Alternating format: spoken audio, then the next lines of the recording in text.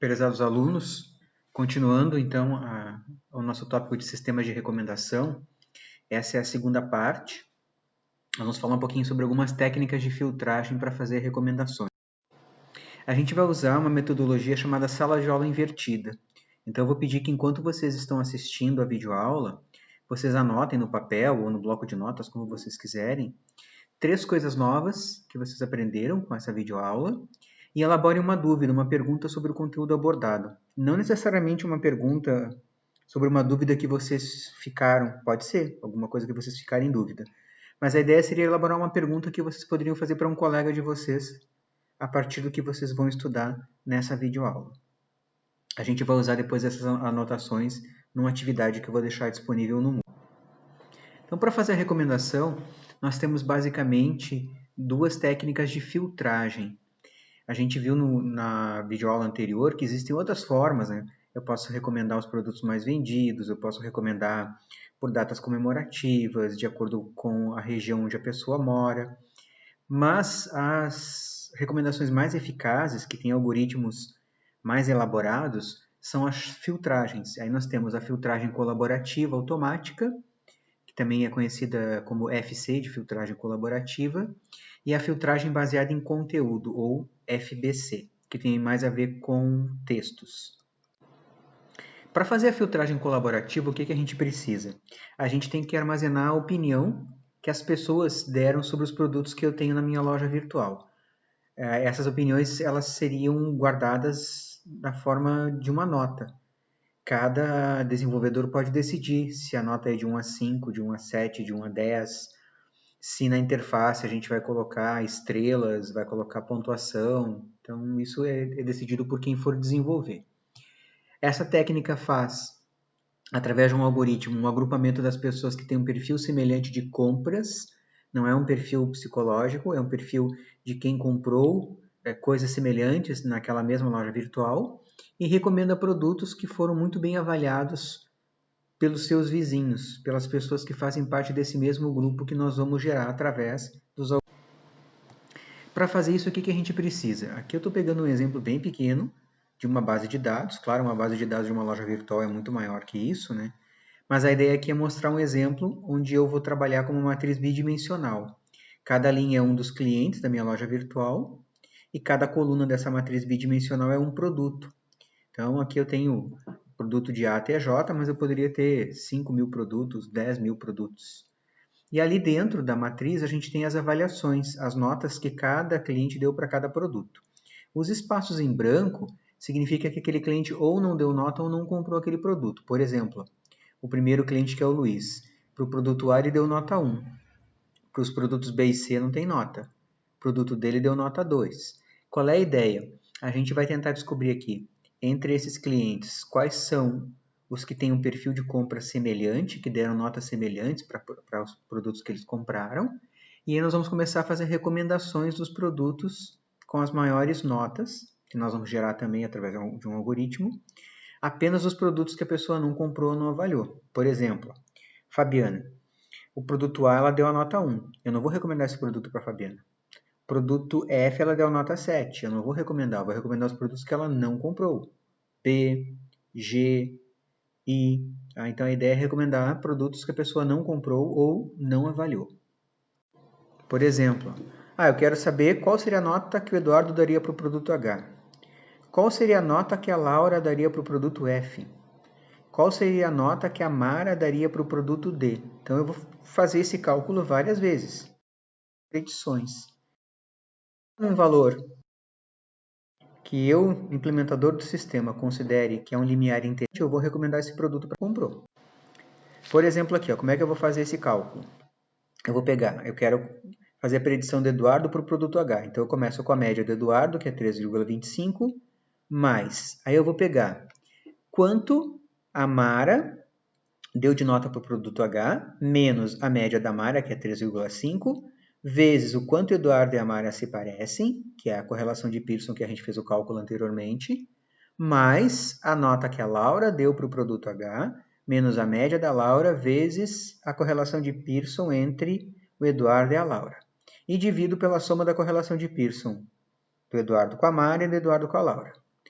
E eu chego nessa resposta, 5,22. O que significa isso? Caso o Eduardo consumisse o produto H, provavelmente a sua avaliação seria 5,22. Esse valor é bom? Ali naquela minha tabela os valores estão de 1 a 10. 5,22 é um pouquinho acima do meio. Eu vou decidir na minha implementação de sistema se 5,22 é um valor bom ou não. As regras estatísticas dizem que eu deveria considerar no mínimo 0,75, no caso 7,5 para poder fazer essa recomendação. Mas essa é uma decisão nossa de implementação. Qual é a vantagem que eu tenho nesse tipo de filtragem? Em nenhum momento, tanto no cálculo da correlação de Pearson quanto no cálculo da predição, eu preciso saber qual é o conteúdo, o que a loja virtual está vendendo. Eu não tenho ali em nenhum momento escrito se aquilo é venda de livros, é venda de perfumes, de roupas, então ela serve para qualquer conteúdo, isso é bem interessante. Habilidade para recomendar produtos utilizando características tais como qualidade e gostos, porque eu vou dar notas, né?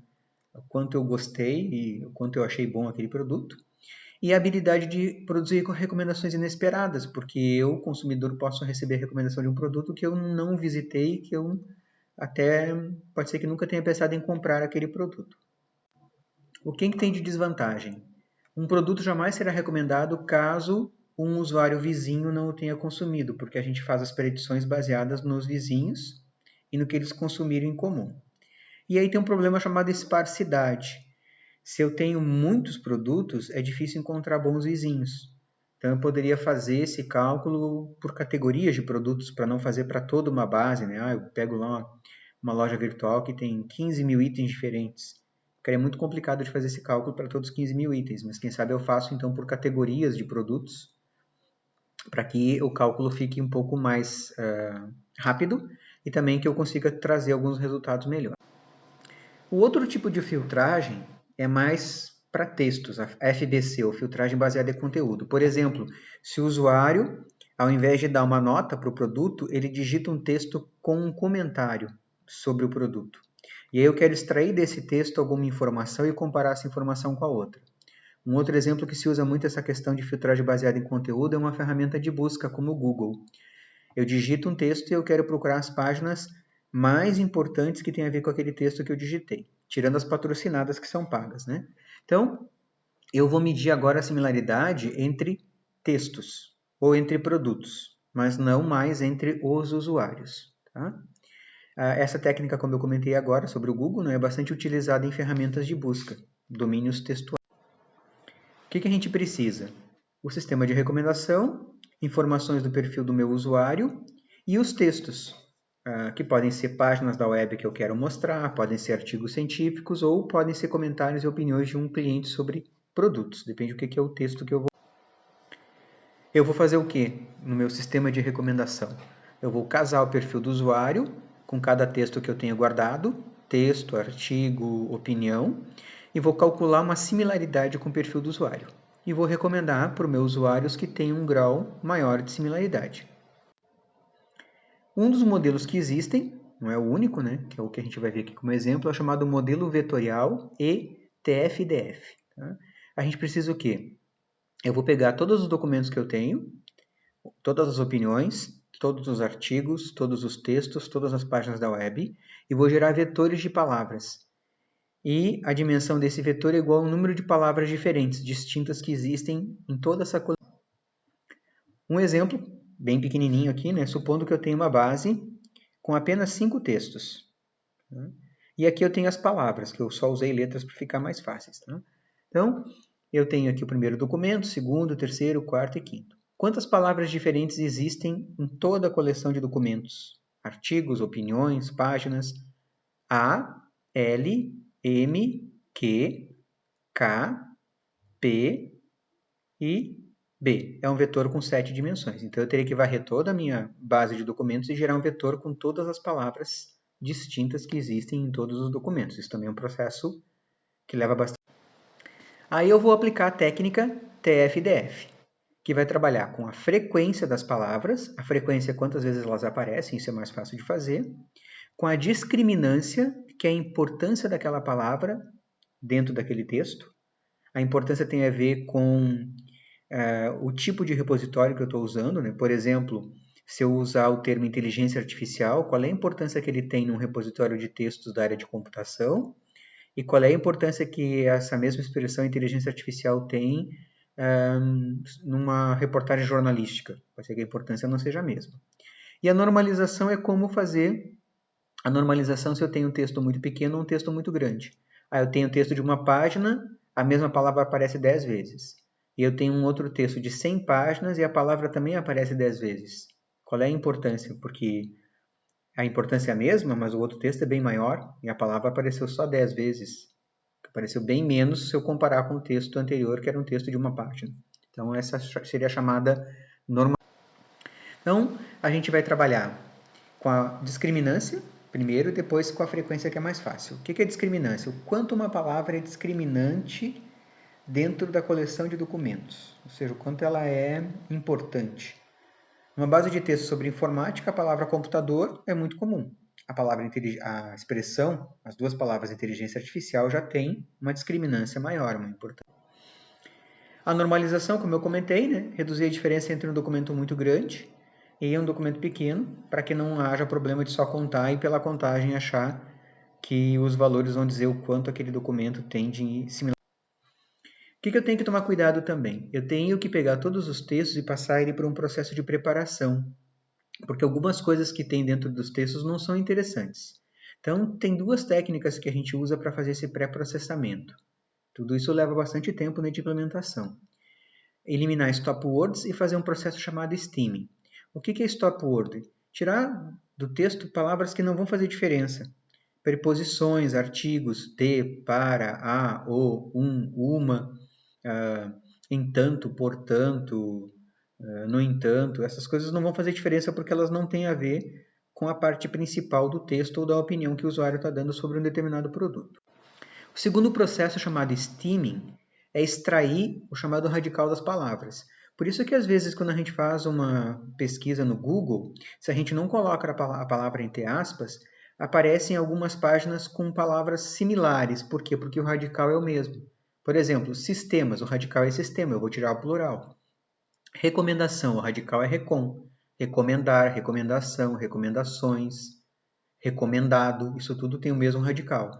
Então, sistemas de recomendação são uma excelente solução para a sobrecarga de informações na internet. Se eu tirar as stop words e fizer o processo de stemming, eu vou fazer a seguinte busca: sistema recom Excel soluc sobrecarga infor internet.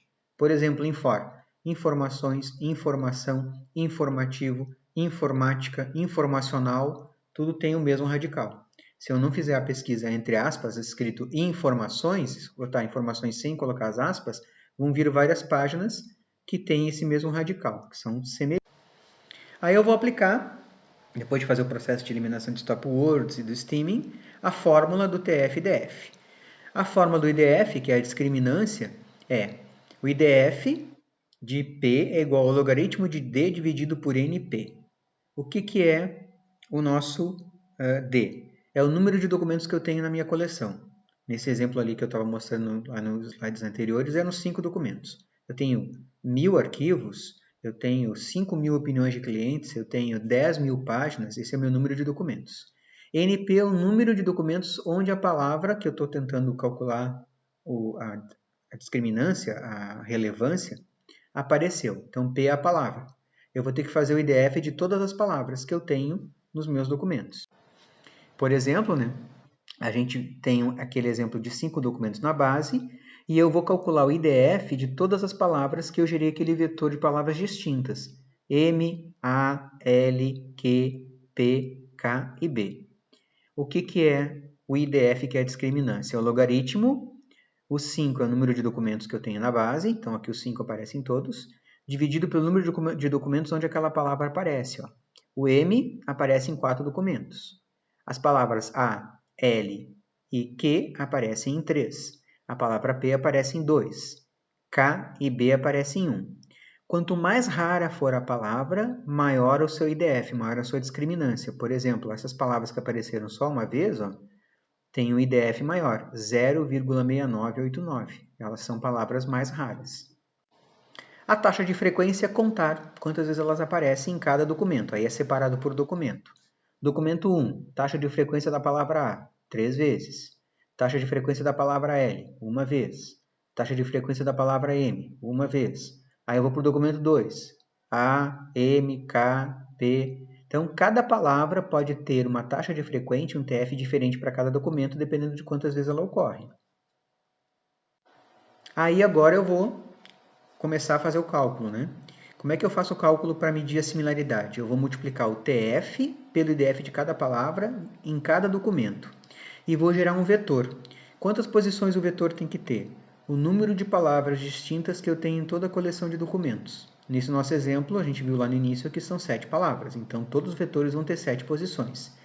A palavra que não aparece eu vou colocar 0. Então, por exemplo, o IDF da palavra A no primeiro documento, vezes a taxa de frequência, né, da palavra A nesse documento. 0,2218 é o IDF, ela aparece 3 vezes. Depois a palavra L, 0,2218 é o IDF, ela aparece uma vez.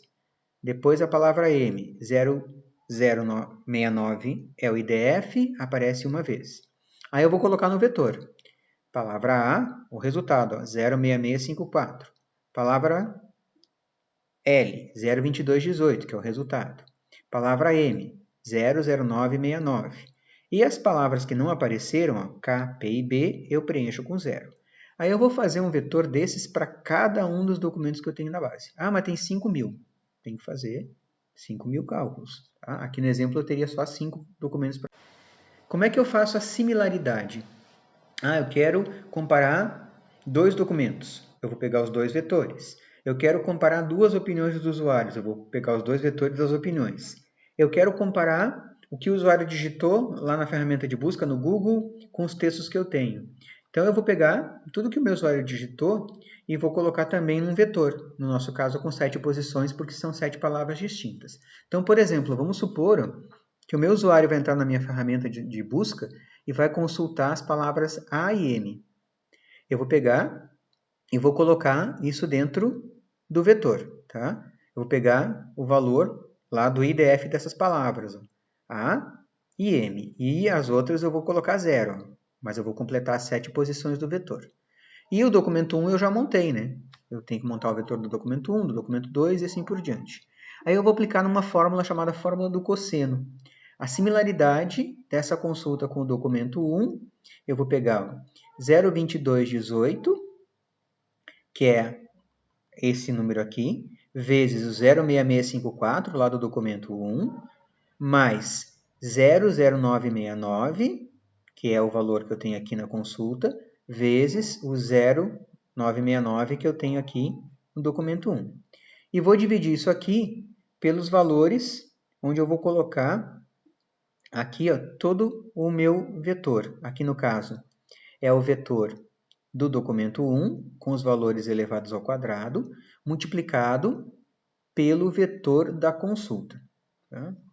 E aí, se eu quero fazer a comparação do que o usuário digitou na consulta com toda a minha base, eu vou ter que repetir esse cálculo aqui várias vezes. A consulta com o documento 1, a consulta com o documento 2, a consulta com o documento 3 e assim por diante.